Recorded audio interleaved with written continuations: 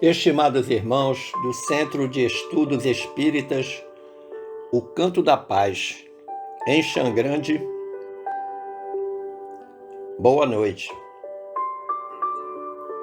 Que a paz do Mestre Jesus esteja em cada coração aqui presente, balsamizando dores, esclarecendo dúvidas, enxugando lágrimas, fortalecendo a fé.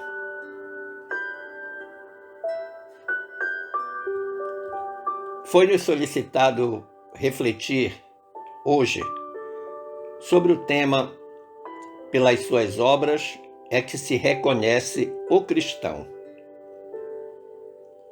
Uma instrução do Espírito Simeão, ditada em Bordeaux, no ano de 1863, e que está contida no capítulo 18 de nosso Evangelho segundo o Espiritismo, cuja temática central é muitos os chamados, poucos os escolhidos. O venerando benfeitor inicia sua instrução dizendo-nos: nem todos os que me dizem, Senhor, Senhor, entrarão no reino dos céus,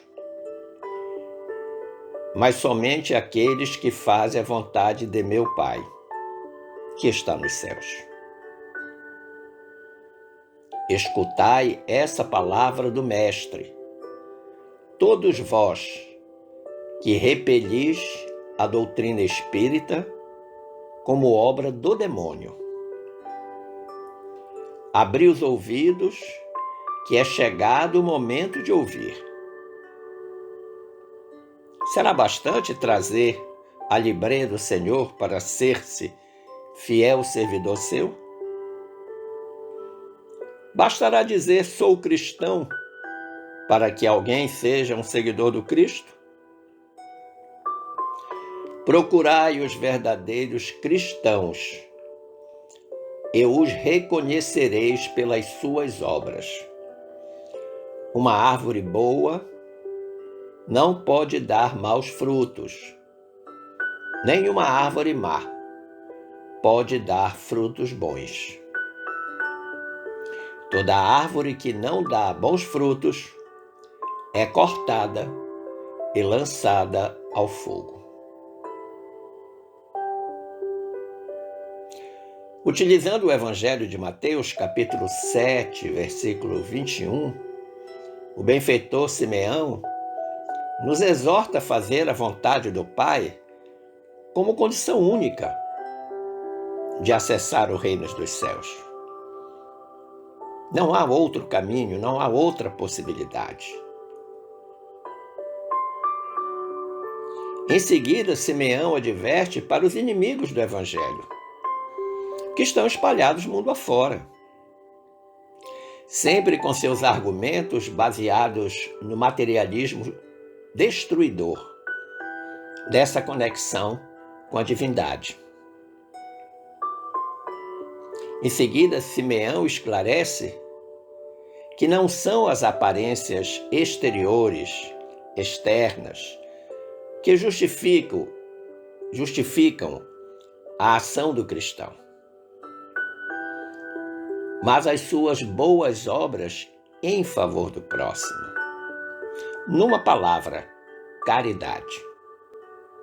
Sim, é a caridade o caminho único que nós temos para acessar o reino dos céus. Fazer a vontade do Pai é praticar a caridade em toda a sua extensão e pureza. A caridade material, a caridade moral e a caridade espiritual. Mas para alcançar esse desiderato, esse objetivo, necessita o cristão de mergulhar de corpo e alma no Evangelho de Jesus, assimilando-lhe as lições e colocando-as em permanente prática, para não ser daqueles que dizem Senhor, Senhor. Mas é o evangelho da boca para fora. Jesus nos pede o evangelho da boca para dentro. E colocá-la em permanente prática é estar realizando a obra do bem, a obra da caridade. Na Epístola de Tiago, capítulo 2, versículo 17, encontramos uma frase importante para a compreensão do que está instruindo o benfeitor Simeão. Tiago diz: a fé, se não tiver obras, é morta em si mesma. Porque é a fé exterior, é a fé externa, é a fé dos que dizem Senhor, Senhor. Quando na realidade a fé verdadeira é interna. É aquela que coloca o indivíduo em conexão com a divindade. E estando conectado, reconhece a necessidade de cumprir a vontade do Pai. Emmanuel, comentando essa passagem evangélica, lá no capítulo 5, intitulado Fé e Obras, do livro Palavras de Vida Eterna, ele esclarece dizendo: imaginemos o mundo transformado num templo vasto, respeitável sem dúvida, mas plenamente superlotado de criaturas em perene adoração ao céu. Então está pedindo que a gente imagine o mundo como um templo cheio de pessoas que estão adorando a Deus. Aí ele diz: por dentro, a fé reinando sublime, orações primorosas, discursos admiráveis, louvores e cânticos. Então ele está dizendo tudo o que acontece lá dentro deste enorme templo que é o mundo. Mas aí ele vai fazer um contraponto. Ele vai dizer: mas, por fora, o trabalho esquecido. Campos ao desamparo, enxadas ao abandono, lareiras em cinza. Ou seja, dentro do templo, tudo perfeito. As orações são primorosas, os discursos são admiráveis, todo mundo louva, todo mundo canta, mas ninguém sai do canto. E não é o canto da música, é o canto do espaço. É a zona de conforto. E lá fora desse templo, que é o mundo, o trabalho está totalmente esquecido. Ninguém está fazendo nada por ninguém. E o Emmanuel prossegue: de que teria valido a exaltação exclusiva da fé, se não para estender a morte no mundo, que o Senhor nos confiou para a glória da vida? Ele faz uma pergunta: de que adianta tudo isso lá dentro, se o mundo lá fora não recebe a parte prática do que se diz lá dentro? E aí ele faz uma advertência séria. Ele diz: não te creias desse modo em comunhão com a divina majestade, simplesmente porque te faças cuidadoso no culto externo da religião a que te afeiçoas. Conhecimento nobre exige atividade nobre. Olha que interessante.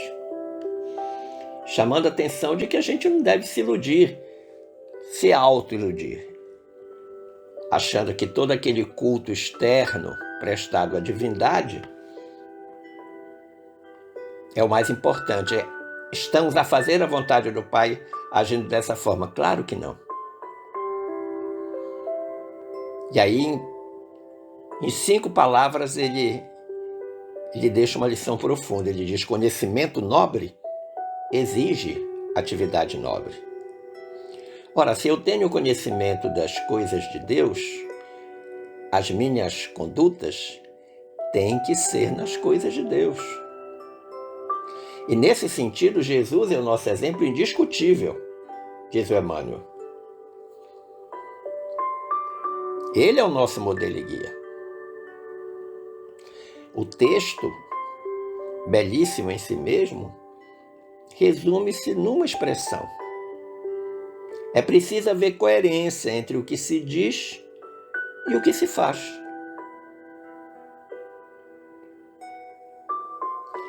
Eu encontrei no livro Sinais de Rumo, no capítulo 27, intitulado As Boas Obras, um aconselhamento de André Luiz, que é o responsável pelo capítulo mediúnico escrito pelo Chico Xavier.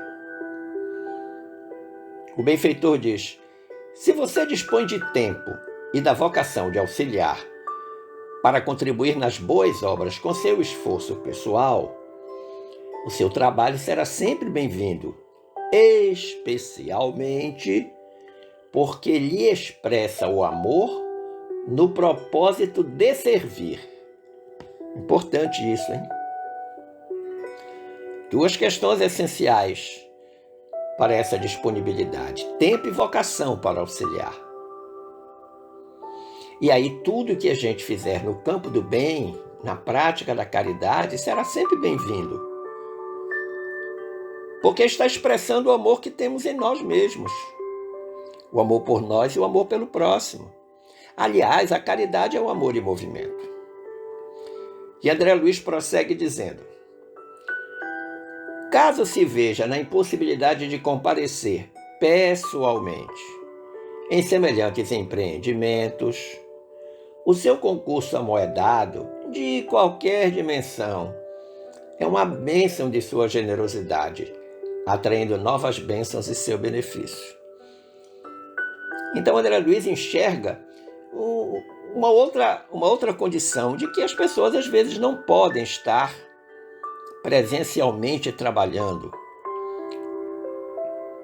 realizando a caridade presencialmente, fazendo algo em favor do próximo. Mas ele diz que nessas situações, o concurso amoedado, ou seja, a contribuição financeira, qualquer que seja, será sempre bem-vinda e atrai bênçãos ao nosso benefício. Dispor de uma parte daquilo que temos sempre trará grandes benefícios a todos nós. Muitas vezes as pessoas não querem fazer a sua doação porque não, mas é tão pouco que eu tenho que não vale a pena dar. Claro que vale. Não esqueçamos do óbolo da viúva. E que Jesus se aproveitou para dar uma grande lição naquela circunstância. Dizer apenas não tenho tempo e ficar por isso mesmo não justifica a omissão de colaborar na obra do Senhor. Muitos dizem, não, eu até gostaria, mas eu não tenho tempo. Tempo é questão de preferência. Se você preferir ajudar, contribuir, colaborar, claro que você encontra tempo. Só não encontramos tempo para fazer aquilo que não nos interessa. Aí a gente não encontra tempo. É muito fácil dizer, não tenho tempo, não tive tempo, não terei tempo. Então não esqueçamos, em definitivo, tempo é questão de preferência. Eu aprendi isso em 1979, em São Paulo. Eu creio que por essa razão é que Emmanuel, no capítulo 8 da obra Servidores no Além, esse capítulo é intitulado Na Obras de Assistência Social. Ele faz outras recomendações muito interessantes e pertinentes. Ele diz, não esperes a ocasião favorável para a resposta aos apelos do bem. Todo dia é tempo de semear. Muitas vezes, não, amanhã, se Deus quiser, eu faço. Semana que vem, não, mês que vem eu vou estar mais folgado, eu posso. A gente sempre vai adiando, vai postergando, vai empurrando a responsabilidade para diante com essa desculpa que é pueril. Porque todo dia, como diz o Emmanuel, é tempo de semear. O campo está aí. A semente está conosco. Nós só precisamos semear. Ele diz: quantos se prendem à teia escura da desconfiança e do medo, perdendo as mais belas oportunidades de elevação. Muitos perdem essa oportunidade. Eu não sei o que é que vão pensar de mim. Mas o que eu tenho para fazer é muito simples. Minha contribuição é muito pequena. Colocamos-nos numa posição de coitadinho, quando na realidade não podemos utilizar esse argumento do coitadinho. Não podemos ter medo de sermos autênticos na prática do bem. Tem gente que acha que ao fazer o bem, ao praticar a caridade, ao perdoar, ao compreender, ao aceitar, ao resignar-se, está pagando mico. Não está pagando mico. Mico pagará se não fizer. E pagará um mico pesado. Porque deixou de acrescentar algo importante na sua bagagem que levará quando desencarnar, que são as boas obras. E o Emmanuel diz ainda: se já pudeste aprender que a humanidade é nossa família, levanta no centro da própria alma o primeiro santuário de teu ideal, erguido à extensão do reino do amor. Olha que interessante. Primeiro, nós temos que compreender que a humanidade é a nossa família. Que a nossa família não é somente a turma da consanguinidade. Nós todos somos irmãos em Cristo. E aí a gente vai ter que erguer dentro de nós mesmos, da própria alma, que ele diz, um santuário. Que ele diz que é o santuário do teu ideal. Qual é o meu ideal? Qual é o teu ideal? Qual é o nosso ideal? Do amor ao próximo, com o qual atraímos as bênçãos de felicidade que poderemos colher ainda nesta existência ou na próxima etapa da vida no mundo espiritual. E aí, exemplo do que ele disse lá no outro capítulo, da outra obra, ele vai fazer uma advertência. Ele diz: não exijas do destino uma fortuna moedada para que te convertas em trabalhador na grande renovação. Muitas vezes as pessoas dizem: se eu tirar na Mega Sena eu ajudo. Se eu tirar na loteria eu ajudo. Se eu ganhar um dinheiro extra eu ajudo. Está sempre vinculando a contribuição financeira moedada a algo que vá ganhar de repente. Se ele estiver esperando a Mega Sena, para ajudar alguém, queria só lembrar que a chance de acertar é de 1 para 50 milhões. Talvez ele vá precisar de muitas reencarnações, sempre fazendo o mesmo jogo. E o Emmanuel diz ainda: no Evangelho não existe terras de ninguém. Nele só uma recomendação prevalece: amar sempre, aprender sem repouso e servir sem distinção. Belíssima trilogia. No mundo, todo mundo é igual, em que pese todas as diferenças que existem entre as pessoas.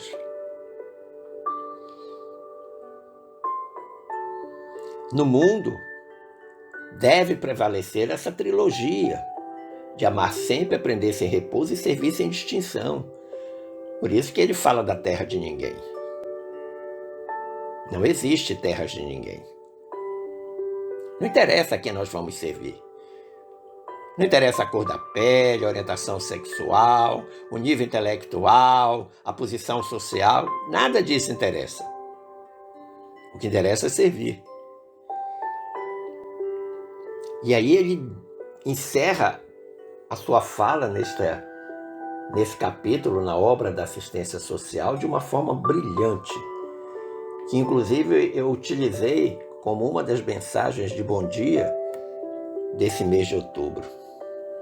Ele diz: quando uma 100ª parte do cristianismo de nossos lábios conseguir expressar-se em nossos atos de cada dia, a terra será plenamente libertada de todo o mal.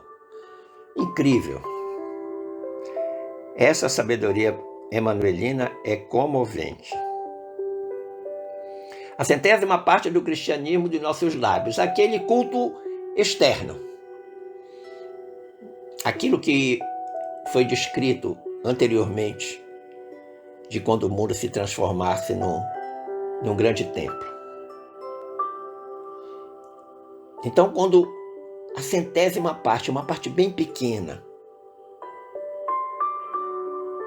1%.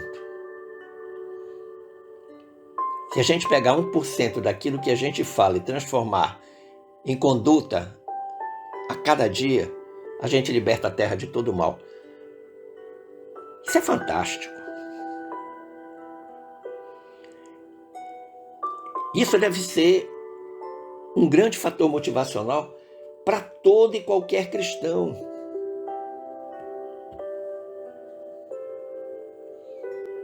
Nós precisamos lembrar que quando nós retornarmos ao plano espiritual, que é a nossa verdadeira morada, não lhe será perguntado o que somos ou o que tivemos, mas sim o que fizemos em favor do próximo. Qual é a bagagem que nós vamos levar? Seguramente não são os bens materiais, todos poderão ser até objeto de contendas familiares na disputa do espólio. Mas as obras do bem, do amor, da caridade, esses são imperecíveis. Não se acabam e irão conosco.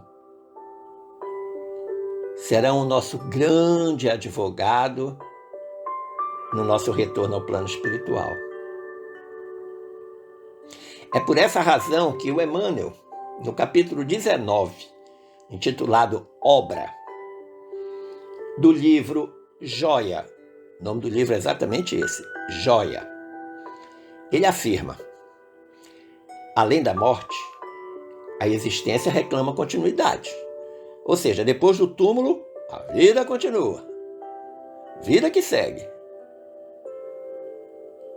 Aí ele faz uma chamada de atenção muito inteligente. Ele diz: mira-se-nos, então, o Espírito nas obras que efetuamos, espelhos que nos refletem. Olha que interessante. Lá, no plano espiritual, o nosso espírito terá para apresentar as suas próprias obras, tudo que ele construiu enquanto estava encarnado. E cada obra dessa feita durante a reencarnação é um espelho do próprio espírito. Cada obra, nós nos vemos nela.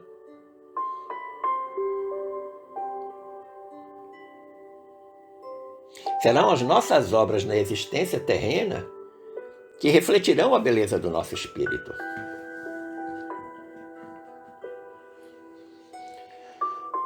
Mas voltando ao benfeitor Simeão, ele lá na sua instrução de nosso Evangelho segundo o Espiritismo, ele dá uma chamada de atenção, nos dizendo: o cristianismo, qual fizeram há muitos séculos, ele está falando em 1860 e poucos, né?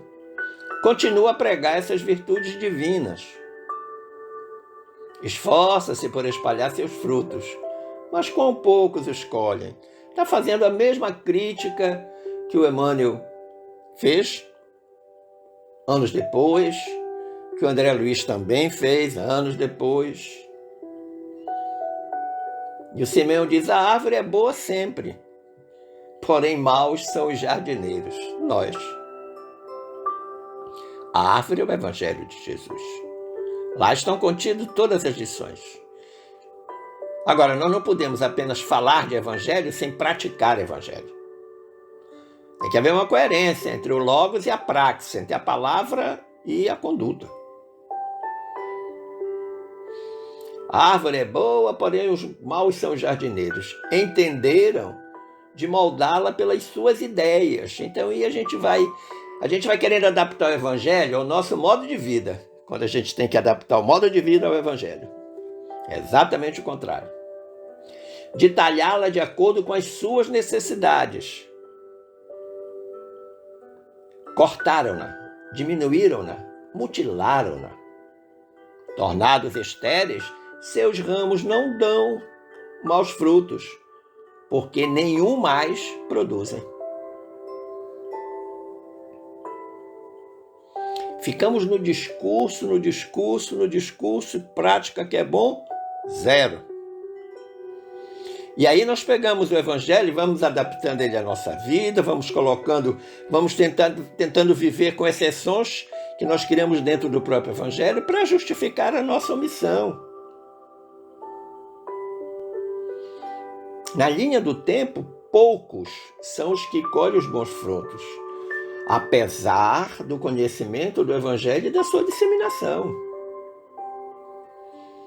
Eu insisto, geralmente procuramos acomodar o desejo de servir às nossas disposições pessoais, de tempo e vontade. Sempre usando a velha e antiga desculpa do amanhã, se Deus quiser, eu faço. E se não houver amanhã?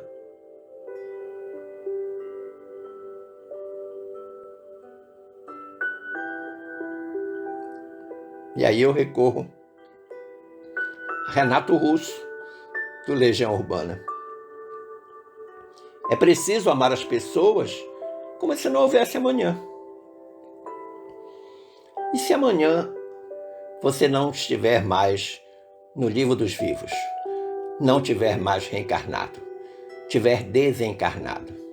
Você, eu e qualquer um que me ouve neste momento vai chegar lá em cima e dizer o quê?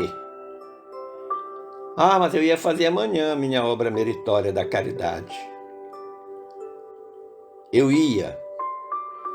Particípio passado do verbo ir, mas não fui. E se não houver amanhã? É por essa razão que o Emmanuel, lá no livro Fonte Viva, eu convido você no capítulo 7, o título do capítulo é Pelos Frutos. O Emmanuel diz: árvore alguma será conhecida ou amada pelas aparências exteriores, mas sim pelos frutos, pela utilidade, pela produção. Assim também, nosso espírito em plena jornada. Então, Emmanuel está fazendo uma relação entre nós e uma árvore.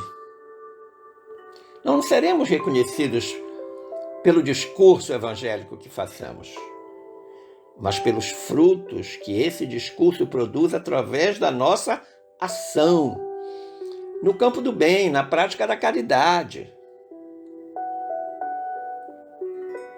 Ou fazemos a nossa parte bem feita, ou não teremos condição de acessar o reino dos céus, tal como foi falado no início dessa reflexão. Por isso que eu vou trazer para você um aconselhamento que André Luiz apresenta no capítulo 68, intitulado Semeadores da Esperança, da obra Estude e Viva. Você pode, inclusive, consultar na internet. Essa obra tem em PDF na internet. Essa e todas as outras que eu já citei até agora. Você vai lá no capítulo 68. Tem uma frase perfeita de André Luiz. Ele diz: hajamos na construtividade de Jesus. Sejamos semeadores de esperança. Cada boa ação que nós praticamos em favor do próximo, cada boa obra que nós realizamos, nós estamos agindo na construtividade do Jesus em nós e no coração do próximo. Nós estamos agindo como Jesus. Nós estamos verdadeiramente imitando o nosso modelo e guia. O rei Salomão, em sua infinita sabedoria, está lá no livro dos reis, eu agora não recordo qual é o capítulo, mas é no primeiro livro dos reis.